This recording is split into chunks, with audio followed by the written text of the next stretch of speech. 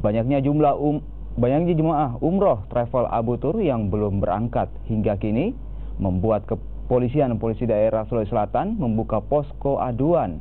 Polda Sulsel sendiri saat ini telah menyiapkan 20 penyidik untuk mendalami kasus Abu Turs.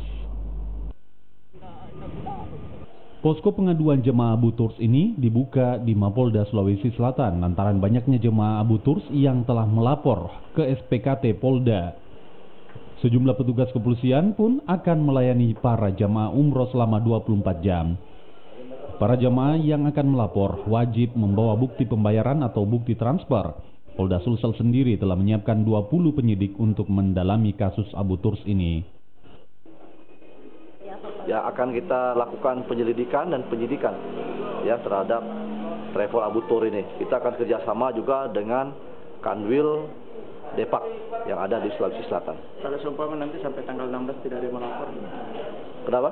Sampai tanggal 16 nanti tidak ada yang melapor.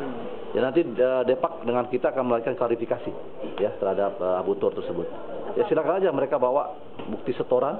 Ya, mereka kan sudah menyetor uang sebanyak berapa juta ke Abu Tur. Itu sudah merupakan bukti kalau mereka sudah membayar untuk mengikuti kegiatan umroh itu. Sebelumnya, sejumlah jamaah umrah murah ini mendatangi kantor travel Abu Turs yang terletak di Jalan Kakatua guna meminta kepastian jadwal pemberangkatan.